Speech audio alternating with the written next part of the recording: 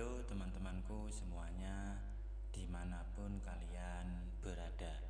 Semoga teman-teman selalu dalam keadaan yang sehat dan selalu dimudahkan dalam mencari rezeki. Berjumpa kembali dengan channel Ruang Imajinasi, channel yang berisikan tentang konten cerita romantis yang diberi latar belakang berupa video pemandangan alam. Pada kali ini di hari Minggu tanggal 18 Januari tahun 2026. Kali ini saya menghadirkan part ke-11 ya. Jadi saya ingatkan pada teman-teman untuk membaca cerita sebelumnya agar tahu dan jelas sama alur ceritanya.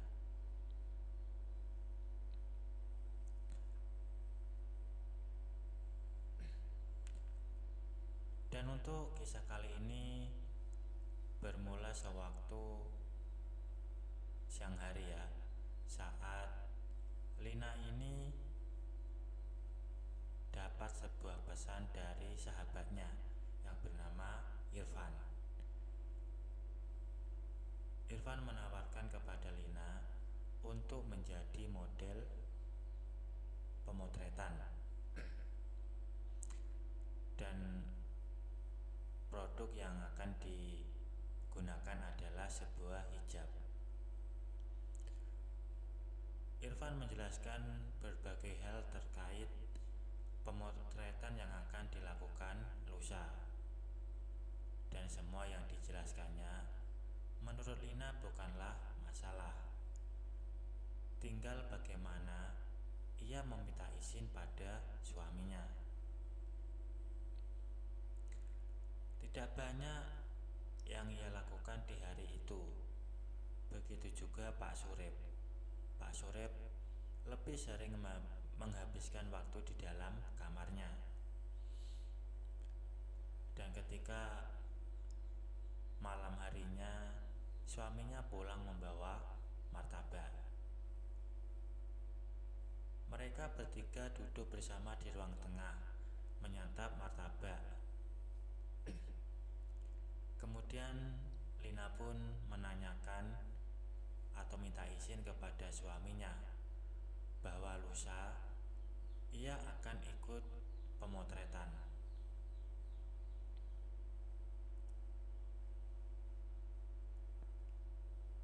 Dan ternyata suaminya mengizinkan Lina untuk melakukan pemotretan tersebut.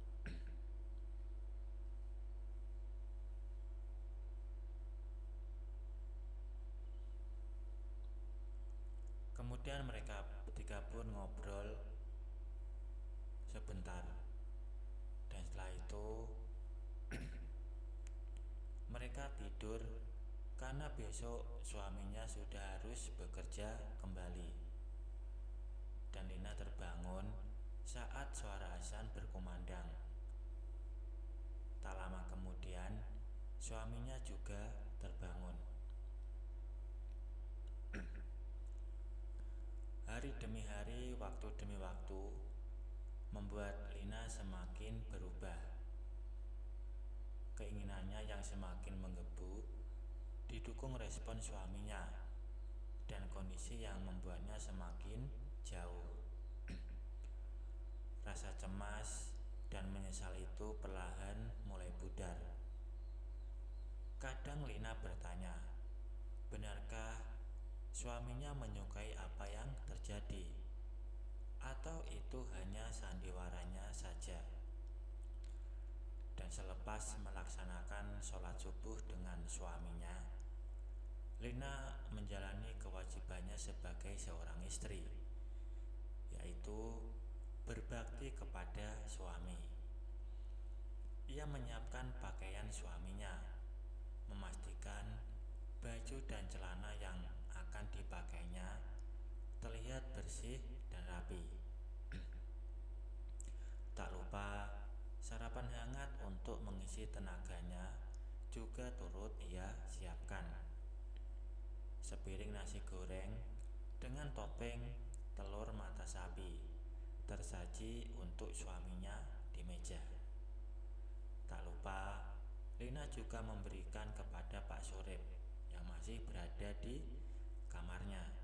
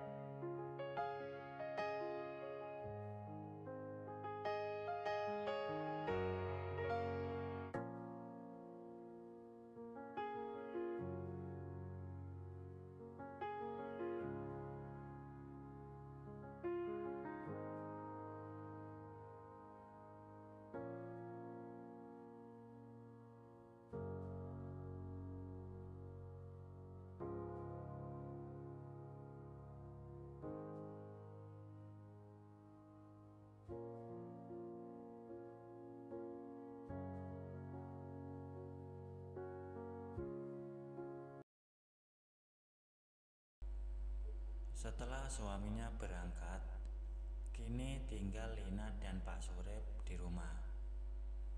Tanpa menunggu lebih lama, mereka segera berbenah membersihkan rumah.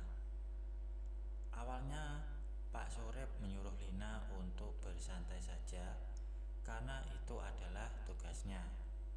Namun Lina menolak dan memaksa untuk tetap ikut membersihkan rumah.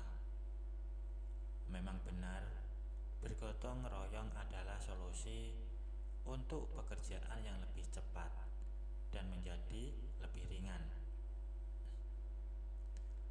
Tak membutuhkan waktu lama bagi mereka membuat rumah dan seisinya rapi.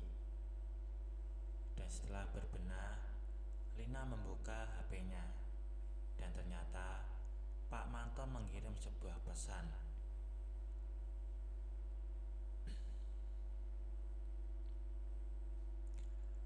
Lina rasa Pak Manto rindu padanya. Begitupun sejujurnya, Lina juga sama.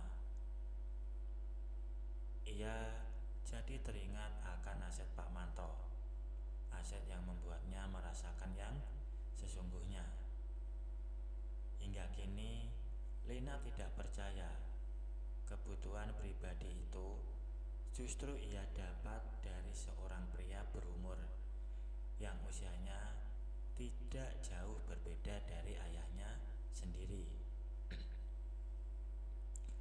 Berawal dari ketidaksengajaan yang membuat Pak Manto dapat melihat dirinya, hingga akhirnya Pak Manto dapat yang seutuhnya.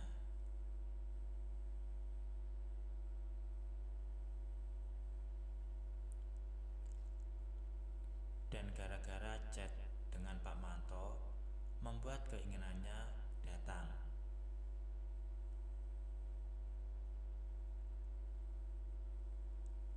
Apa ia ajak Pak Urip saja? Tapi bagaimana cara mengajaknya? Walau mereka sudah pernah beberapa kali, namun Lina masih ada perasaan canggung padanya. Karena Pak Surip terlalu sopan kepada Lina. Lina jadi ragu untuk terlalu berani kepadanya. Lain dengan Pak Manto yang sudah jelas sangat berani. Dan sepertinya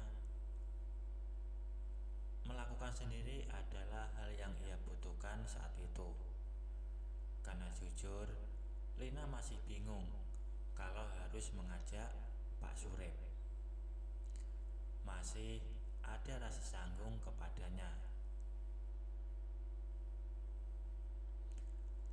Baru saja Lina ingin memberi kesenangan kepada dirinya sendiri, tiba-tiba saja ada seseorang berteriak dari depan rumah untuk mengantar paket. Bergegas, ia merapikan dirinya. Namun baru saja keluar kamar, ternyata sudah ada Pak Surip yang menerima paket tersebut.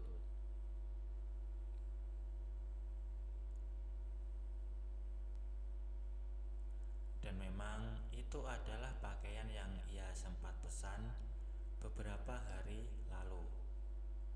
Tiba-tiba saja Lina memiliki sebuah ide. Mungkin dengan cara ini cukup halus untuk menarik Pak Surip. Dan cara ini adalah hal yang ia lakukan kepada Pak Manto beberapa hari yang lalu. Saat Pak Surip hendak kembali ke kamarnya, dengan segera Lina menahannya. Ia meminta kepadanya untuk berpendapat atas pakaian yang baru saja ia beli. Dan tentunya Pak Surip tidak keberatan.